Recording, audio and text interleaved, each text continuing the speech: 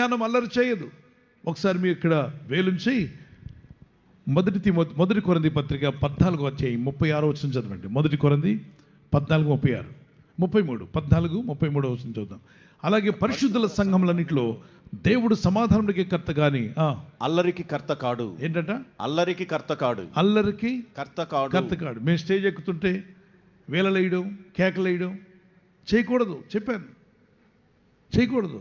మేమెవరు? దేవుని సేవకులు. Just we are servants of God. మీ ఇంట్లోకి మీ పని మనిషి వచ్చాడు అనుకోండి, మీరు చప్పట్లు కొట్టి వేలేస్తారా? మీ ఇల్లు ఉంది, మీ ఇంట్లో పని మనిషి వస్తున్నాడు, పని చేయడానికి వస్తున్నాడు, మీరంతా ఇంట్లో వాళ్ళంతా నిలబడి చప్పట్లు కొట్టి వేలేస్తారా? అది విచిత్రంగా ఉంటుంది. పనివాడు, ఆ ఇంట్లో పనివాడు. మేము ఎక్కడ పనివారం తెలుసా? దేవుని ఇంటికి పనివారం. Just we are servants of God. మేము వస్తున్నప్పుడు మీరు చప్పట్లు కొట్టి కేకలేనక్కర్లే, వేళ్ళేనక్కర్లా. మీకు మేము నేర్పించాలి ఈ విషయాలు మాట్లాడుతున్నాం. We are servants of God. దేవుని ఇంటికి దేవుడు ప్రాణం ఇచ్చి కొన్న సంఘం, యేసయ్య రక్తం కార్చి ప్రాణం పెట్టుకున్నటువంటి సంఘానికి, ఆయన సంఘం, ఆయన ప్రజలు, మీరు ఆయన ఇల్లుది. అందులో పనివారిగా మమ్మల్ని పెట్టాడు. పని చేయండి అన్నాడు. మేము ఇక్కడ మీ దగ్గర ఘనత పొందడానికి రాలేదు, మీకు సేవ చేయడానికి వచ్చాం, మీకు పని చేయడానికి వచ్చాం, మీకు వాక్యం అందించడానికి వచ్చాం, మిమ్మల్ని దేవుని పట్ల ఆసక్తి గల వారిగా మార్చడానికి వచ్చాం, దేవుని కృప మీకు అందించేలా వచ్చాం. ఆ దేవుడు మాకు ఇచ్చిన దాన్ని మీకు ఇవ్వడానికి వచ్చాం. మేము ఇంటికి వెళ్ళిన తర్వాత మా గదులకు వెళ్ళాక మోకరిల్లి ప్రార్థన చేస్తాం. ఎత్తబడిన ప్రతి వాక్యము, వెళ్తున్న ప్రతి బిడ్డ క్షేమంగా వెళ్ళి ఆ వాక్యాలు హృదయంలో ఫలించాలని ప్రార్థన చేస్తాం.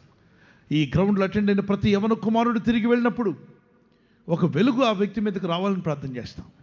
పెద్దలు కానీ, చిన్నలు కానీ, అలవాట్లకు బానిసలైన వారు కానీ, బంధకాల్లో ఉన్నవారు కానీ, రకరకాల శాపాలకు గురైన వారు కానీ విడుదల వారికి రావాలని ప్రార్థన చేస్తాం. ఇక్కడ పనివారం, దేవుని పనిలో పనివారం, దేవుని పొలంలో జత పనివారిగా ఉంటున్నాం సేవకులు. పిల్లలు, ఇక్కడ మేము ఘనత పొందడానికి, పేరు ప్రఖ్యాతులు పొందడానికి రాలా, మీకు సేవ చేయడానికి వచ్చాం, మీకు పరిచర్య చేయడానికి వచ్చాం, మిమ్మల్ని బలపరచడానికి వచ్చాం, మిమ్మల్ని దేవుని కొరకు నిలబెట్టడానికి వచ్చాం, దేవుని సహాయం మీరు పొందేలాగా మీ కొరకు ప్రార్థన చేయడానికి వచ్చాం, మీ కొరకు కన్నీళ్లు కార్చి దేవుని సన్నిధిలో మొరపెట్టడానికి వచ్చాం. ఈ ప్రార్థనలు దేవుడు వింటాడని నమ్మిన వారు గట్టిగా దేవునికి స్తోత్రం చెప్పగలరా? రాసుకునండి. మరి దెయ్యాల జ్ఞానం మనకు ఉండకూడదు. దెయ్యాల జ్ఞానంలో ఏమేమి ఉంటాయి చెప్పండి? దెయ్యాల జ్ఞానంలో మొట్టమొదటిగా మత్సరం ఉంటుంది, రెండవదిగా ఉంటుందట వివాదాలు ఉంటాయి, మూడవదిగా అల్లరి ఉంటుంది. వాళ్ళు జ్ఞానవంతులు కనబడుతున్నప్పటికీ అల్లరి సృష్టిస్తున్నారంటే అక్కడ దైవ జ్ఞానం లేదని అర్థం.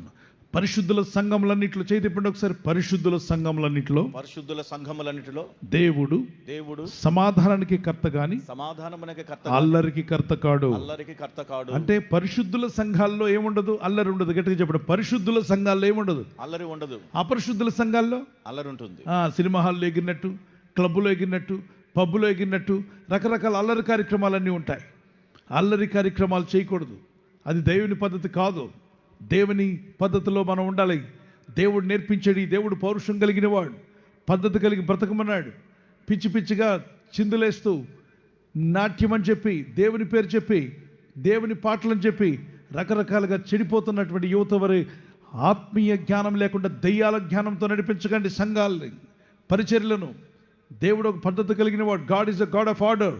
దేవుడు క్రమము కలిగిన దేవుడు. God is a holy God. దేవుడు పరిశుద్ధుడైన దేవుడు. You cannot disturb God's people. దేవుని ప్రజలను మీరు ఆ విధంగా ఇబ్బంది పెట్టలేరు. We should not bring God's people into a club culture and pub culture. దేవుని ప్రజలను ఆ క్లబ్, ఆ యొక్క పద్ధతులకు మనం తీసుకుని వెళ్ళకూడదు. No servant of God can do that. ఏ దేవుని సేవకుడైనా అలా చేయకూడదు. God shed his holy blood on the cross. దేవుడు సిలువలో తన పరిశుద్ధ రక్తాన్ని చిందించాడు. టు సేవ్ us, మనల్ని రక్షించడానికి. టు హీల్ us, మనల్ని స్వస్థపరచడానికి. టు బ్లెస్ us, మనల్ని దీవించడానికి. కనుక ఎప్పుడు కూడా దేవుని ప్రజలు, దేవుని ఆత్మ కలిగిన వారు అల్లరి సృష్టించరు కానీ ఆత్మీయ సమాధానం కలిగేలా ప్రార్థన చేస్తారు. దేవుని వెలుగు నీలోకి దిగి వస్తుంది.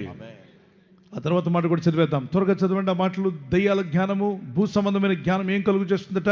మత్సరము, వివాదము, అల్లరి, ప్రతి నీచ కార్యము అక్కడ ఉంటాయి. ఇలాంటి నీచ కార్యాల్లోకి మనం నడిపించబడకూడదు. సేవకులైన, విశ్వాసులైన ఆత్మీయతలకు నడిపించబడాలి, పరిశుద్ధులకు నడిపించబడాలి. ఒక రోజున ఒక యవనస్తుడు తన జీవితంలో ఎప్పుడూ ఊహించలేదు. అతడు కొన్ని చిక్కుల్లో పడ్డాడు, కొన్ని సమస్యల్లో పడ్డాడు. అందులో ఎలా బయటపడాలో అర్థం కాల. ఆత్మహత్య దాకా వెళ్ళిపోయాడు. అక్కడ ఒక తల్లి ప్రభు గురించి మాట్లాడింది. యేసయ్య మాటలు విన్నాక ఆ తల్లి ప్రార్థన చేసింది, ఈ యవనస్తుని రక్షించు ప్రభా, ఈ యవన కుమారుడు చనిపోవాలనుకుంటున్నాడు, వీడు చావకూడదు నాయన, వీడి కొరకు నువ్వు ప్రాణం పెట్టావు, వీడి మనోనేత్రాలు తెరవచేయండి, వీడిని రక్షించండి అని ప్రార్థన చేసింది. ఆ రాత్రి తన ఇంటికి వెళ్ళిన తర్వాత యవనస్తుడికి చక్కగా నిద్రపట్టింది. రెండో రోజు తిరిగి వచ్చాడు, అమ్మా మీరు ఏం చేశారో నాకు తెలియదు, మీరు చేసిన కొద్ది నిమిషాల ప్రార్థన నాకేదో మార్పు తీసుకొచ్చింది. రాత్రులు నిద్ర పట్టేది కాదు, నాకు పీడకాలు వచ్చేవి, రకరకాలుగా శవాలు కనబడుతుండేవి, చీకటి చీకటి కార్యాలన్నీ నాకు కనబడుతుండేవి, నేను అతను ఎక్కడికి వెళ్ళినట్టు పాపాలు చేసినట్టు కనబడుతుండేది. అలాంటి డిస్టర్బెడ్గా నేను జీవించేవాడిని. రాత్రులు సరిగా నిద్ర రాదు. కానీ మీరు చిన్న ప్రార్థన చేశారు, రాత్రి ప్రశాంతంగా నిద్ర పట్టిందమ్మా. ఆ యేసుప్రభు గురించి ఇంకా నాకు చెప్పరా అంటే ఆమె చెప్పి, నాకు ఇంతే తెలుసు బాబు, మా దైవజనుడు ఉంటాడు, ఆయన చక్కగా నీకు ఎక్కువ నేర్పిస్తాడు అని చెప్పి ఆయన అడ్రస్ ఇస్తుంది. అతను అడ్రస్ పొందుకొని ఇతను వెళ్ళాలంటే అది వేరే దేశం. అక్కడుండి ఆవిడ మిషనరీకి ఇక్కడికి వచ్చింది. ఆయన ఆ దేశంలో ఉంటాడు, మరి ఎలా వెళ్ళాలి? వాడ మీద వెళ్ళొచ్చు. ఆ రోజుల్లో వాడలు ఉండేవి. నా దగ్గర డబ్బు లేదే, దేవుడిని ప్రార్థన చేసుకో, ప్రార్థన చేస్తే దేవుడు తీసుకెళ్తాడా? విశ్వాసం నీకుంటే దేవుడు తీసుకెళ్తాడు.